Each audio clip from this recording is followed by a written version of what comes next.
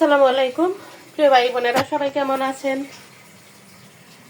এখন আমি আলু সিদ্ধ করেছি প্রেসার কুকার দিয়ে। আর এখানে নিলাম বড় শুটকির মাথা। এই শুটকির কাটা কুটা দিয়ে আমি আলু দিয়ে ঝোল রান্না করব। আর এখানে বসাই দিলাম গরুর পায়ের বড় একটা হাড্ডি, সাথে আছে বেশ কিছু চর্বি। এগুলো আমি প্রেসার কুকারে একটু সিদ্ধ বসাই দিলাম। বুটের ডাল রান্না করব।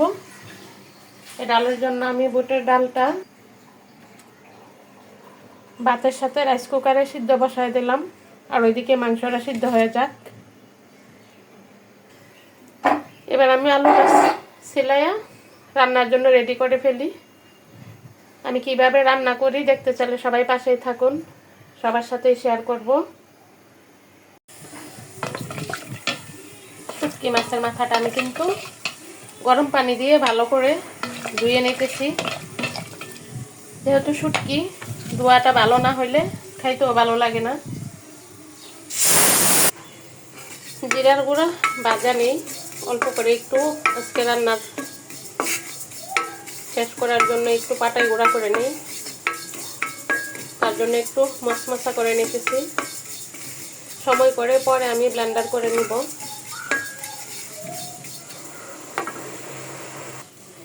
শুটকিটা আমি কষানি বসাই দিলাম সব মশলা দিয়ে। শুটকি কষানি হইলে আলু দিব, তারপর আমি বাগার দিব।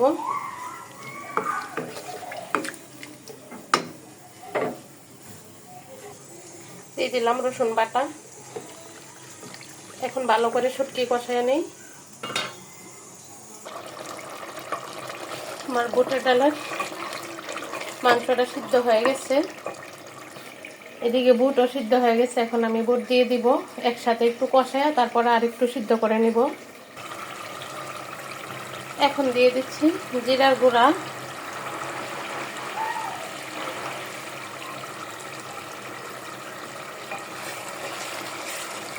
এখন আমি পরিমাণ মতো একটু পানি দিয়ে দিব।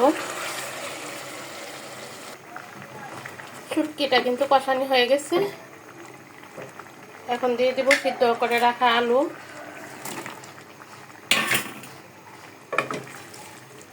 একসাথে একটু কষায় তারপরে আমি পরিমাণ মতো পানি দিয়ে দেব, তারপরে বাগার দিয়ে দেব। শুটকি তরকারি হয়ে গেছে, আমি একটু বাগার দিয়ে দিলাম।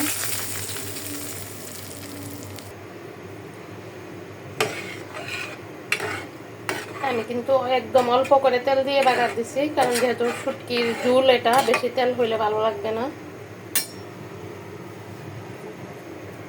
গরম ভাতের সাথে খাইতে কিন্তু অনেক ভালো লাগে। এটা পূর্বাঞ্চলের মানুষে খায়, সিলেট, ব্রাহ্মণবাড়িয়া, কুমিল্লা ওই দিকের মানুষে। ডালে কিন্তু পানি দিয়ে দিচ্ছি। আমি ডালটাও একটু বাগার দিয়ে নিব, কারণ বসানোর সময় বাগার দেওয়া হয়নি। ডাল বলে আমি পরে বাগার দিচ্ছি। ডালের বাগারটাও হয়ে গেছে।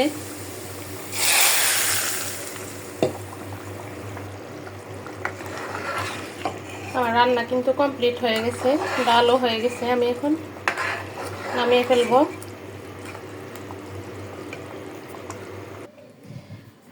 শুটকির ঝোল দেখুন, কোরাল মাছের শুটকির মাথা দিয়ে আমি ঝোল রান্না করেছি। আর এখানে গরুর বেশিরভাগই এখানে চর্বি, দুই একটা মাংস আছে, আর একটা বড় হাড্ডি আছে।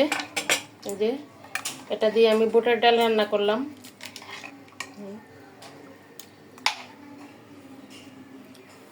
আজকের মতো রান্না এখানেই শেষ। সবাই ভালো থাকবেন। আসসালামু আলাইকুম।